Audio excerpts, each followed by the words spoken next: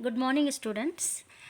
Before starting the video, I am just reminding you that what are the precautions for the COVID 19, that how you can keep away from COVID 19 or any type of infection related to the coronavirus. That first of all, as you can see, that the wearing mask is very important to all of us. So, wear mask saves life. Then another important tips to avoid this infection is wear a face cover. Second, you have to regularly wash your hands. Keep a safe distance. It means social distancing. While you are at home or going outside or you are coming in school, then you have to keep or maintain the social distance among the students, between the teacher and you. No sharing, no pairing is allowed. And another important tips, do not touch your eyes, nose or mouth at any cost. If you are coming out from your house, that you supposed to not touch your eyes, nose or mouth, as these are the very, you can say, delicate areas where the infection can be infected you. Another important tips, that stay home if you feel unwell.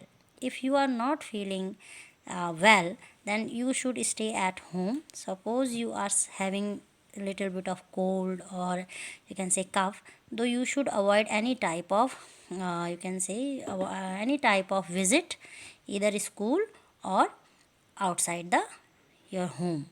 Next, you have to use hand sanitizer to clean hands time to time. If you are going outside, you are going market, and if it is urgent to bring something, then you have to use hand sanitizer time to time and in a regular manner before touching anything. And if you are coming school, then also you have to follow these instruction. It will be informed you that when you supposed to come to school, but I am just reminding you that you have to follow and keep this thing in your mind as well as in your habit. Now, if you have a fever, cough and difficulty in breathing, you have to go for a medical treatment. Proper treatment is required, because now there are so much of chances infection of coronavirus.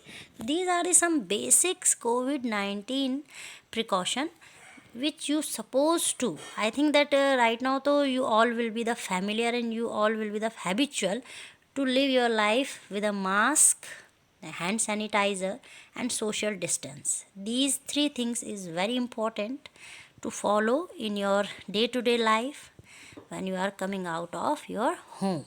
So keep this thing in your mind to live healthy and to be free from any type of infection. Now we are continuing our geography chapter climate part 2. That earlier we have discussed about jet stream and intertropical convergence zone and all types of monsoon, that India is having monsoon type of climate. Now we are continuing the season. Now, monsoon type of climate is characterized by a distinct seasonal pattern. The weather condition greatly change from one season to other. These changes are particularly noticeable in the interior parts of the country. The coastal area do not experience much variation in temperature, though there is a variation in rainfall pattern. In the coastal part of India, there was not so much of variation and difference in the temperature, but there is so much of variation in rainfall pattern. How many seasons are experienced in your place? Four main seasons can be identified in India: the cold weather season, the hot weather season, the advancing monsoon, and the retreating monsoon with some regional variations. Now, the cold weather season, and we used to call this season winter. The cold weather season begins from mid November in northern India and stays till February. December and January are the coldest month in the northern part of India. The temperature decreases from south to the north. The average temperature of Chennai on the eastern coast is between 24 degrees centigrade to 25 degrees Celsius, while in the northern plains it ranges between 10 degrees Celsius to 15 degrees Celsius. Days are warm and nights are cold. Frost is common in the north, and the higher slopes of the Himalayas experience snowfall. During this season, the northeast trade winds prevail over the country. They blow from land to sea, and hence, for the most part of the country, it is a dry season. Some amount of rainfall occurs on the Tamil Nadu coast from these winds, and here they blow from sea to land. Now, in the northern part of the country, a feeble high pressure region develops with light winds moving outwards from this area. Influenced by the relief, these winds blow through the Ganga Valley from the west and the northwest. The weather is normally marked by clear sky, low temperature, and low humidity, and feeble variable winds. A characteristic feature of the cold weather season over the northern plain is inflow of cyclonic disturbances from the west and the northwest. These low pressure systems originate over the Mediterranean Sea and the Western Asia and move into the India. Along with the westerly flow, they cause the much needed winter rains over the plains and snowfall in the mountains. Although the total amount of winter fall, locally known as the Mahavat, is small, they are of immense importance for the cultivation of rabi crops. So you can finding the new word, the Mahavat, that during this Mahavat, it is very useful for the cultivation of rabi crops. Now, the peninsular region does not have a well defined cold season. There is hardly any noticeable seasonal change in temperature pattern during winter due to the moderating influence of the sea. Now, the another season is summer, and this is also known as the hot weather season. Due to the apparent northward movement of the sun, the global heat belt shifts northward. As such, from March to May, it is hot weather season. March to May in India, the influence of the shifting of the heat belt can be seen clearly from temperature recording taken during March to May at different latitudes. In the March, the highest temperature is about 38 degrees Celsius recorded on the Deccan Plateau. In April, temperatures in Gujarat and Madhya Pradesh are around 42 degrees Celsius. You can see that temperature increases in Gujarat and Madhya Pradesh.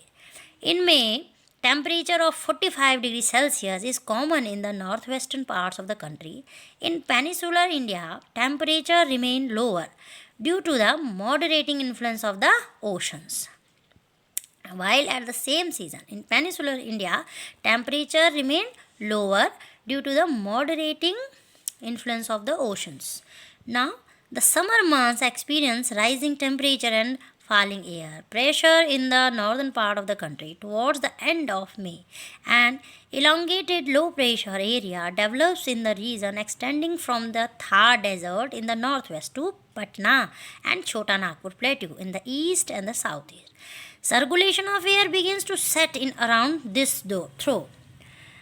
A striking feature of the hot weather season is the loo. These are strong, gusty, hot, dry winds blowing during the day over the north and northwestern India. Sometimes they even continue until the late in the evening. Direct exposure of the winds may even prove to be fatal. Dust storms are very common during the month of May in northern India. These storms bring temporarily relief as they lower the temperature and may bring light rain and cool breeze. This is also the season for localized thunderstorm associated with the violent winds. Torrential downpours often accompanied by hail. In West Bengal, these storms are known as the Kal Baisakhi. Now, towards the close of the summer season, pre-monsoon showers are common, especially in Kerala and Karnataka. They help in the early ripening of mangoes and are often referred to as mango showers. So it is a beautiful, you can see that the new term you come to know in this chapter, that what do you mean by mango showers, and so you can define it. What is Kal Baisakhi? So these terms are very important when we explain the chapter. Now, what you will write in the answer, that what do you mean by mango shower? Mango shower is a pre-monsoon shower which help in the ripening of mangoes in an early period and especially in Kerala and Karnataka. Okay, so in this way the question can be framed. Now advancing monsoon, or you can say the rainy season. First is winter season, second hot weather season, it means summer, and now we are talking about rainy season. It is started in India by early June. The low pressure condition over the northern plains intensifies. It attracts the trade winds of the southern hemisphere. These southeast trade winds originate over the warm subtropical areas of the southern ocean. They cross the equator and blow in a southwesterly directions, entering the Indian peninsula as the southwest monsoon.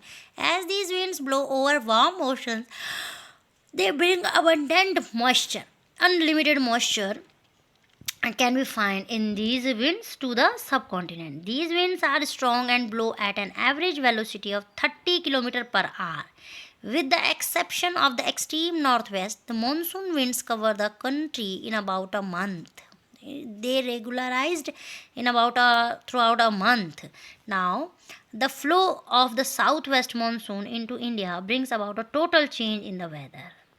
Early in the season, the windward side of the western Ghats receives very heavy rainfall, more than 250 centimeters. The Deccan Plateau and parts of Madhya Pradesh also receive some amount of rain in spite of laying in the rain shadow area.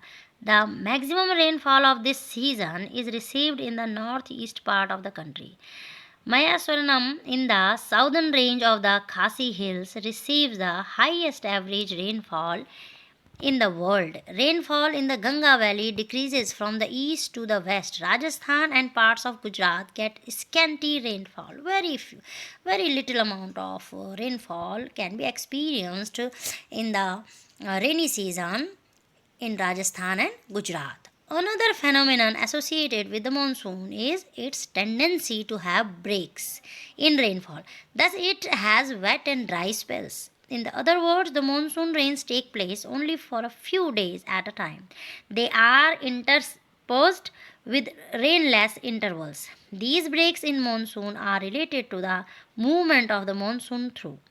For various reasons, the through and its axis keep on moving northward or southward, which determines the spatial distribution of rainfall. When the axis of the monsoon trough lies over a plain, rainfall is good in this part. On the other hand, whenever the axis shifts closer to the Himalaya, there are longer dry spells in the plains and widespread rain occur in the mountainous catchment areas of the Himalayan rivers. These heavy rains bring in their wake devastating floods and causing damage to life and property in the plains. The frequency and the intensity of tropical depression too determine the amount and duration of monsoon rains. These depressions from at the head of the Bay of Bengal and cross over to the mainland. The depression follow the axis of the monsoon trough of low pressure. The monsoon is known for its uncertainties. The alternation of dry and wet spells vary in intensity, frequency, and duration. While it causes heavy floods in one part, it may be responsible for droughts in the other. You can see that it is a beauty of nature that at the same month in some part of India there is a situation like flood just because of the heavy rainfall, and at the same time there was a situation of droughts in the other part of India. It is often irregular its arrival and its retreat, hence it sometimes disturbs the framing schedule of millions of farmers all over the country. So how uncertain the rainy season in the different parts of the India, how it affects the farmer's life, you come to know. Now, retreating or post monsoon, the transition season. The another season is the transition season. During October to November, with apparent movement of the sun towards the south, the monsoon trough or the low pressure trough over the northern plains becomes weaker. This is gradually replaced by a high pressure system The southwest monsoon winds weaken and start withdrawing gradually. By the beginning of October, the monsoon withdraws from the northern plains. The months of October November from a period of transition from hot rainy season to dry winter condition. The retreat of the monsoon is marked by clear skies and rise in temperature. While day temperatures are high, nights are cool and pleasant. The land is still moist. Owing to the condition of high temperature and humidity, the weather becomes rather oppressive during the day. This is commonly known as October heat. In the second half of the October, the mercury begins to fall rapidly in northern India. Now, the low pressure condition over northwestern India get transferred to the Bay of Bengal by early November.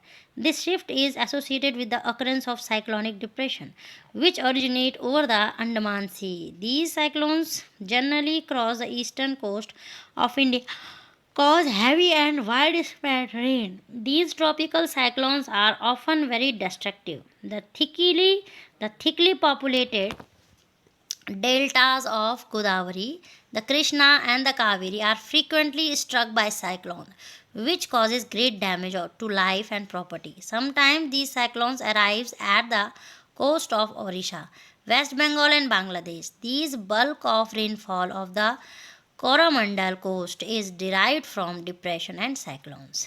Now, parts of western coast and northeastern India receive over about 400 centimeter rainfall annually. However, it is less than 60 centimeter in western Rajasthan and adjoining parts of Gujarat. Haryana and Punjab rainfall is equally low in the interior of the Deccan Plateau and east of the Syadris. Why do these regions receive low rainfall? A third area of low precipitation is around Leh in Jammu and Kashmir. The rest of country receives moderate rainfall. Snowfall is restricted to the Himalayan region. Owing to the nature of monsoon, the annual rainfall is highly variable from year to year. Variability is high in the regions of low rainfall, such as parts of Rajasthan, Gujarat, and the leeward side of the Western Ghat. As such, while areas of rainfall are liable to the affected by floods, areas of low rainfall are drought prone areas. It is all about this part. We will continue the chapter in next video. Till then, take care.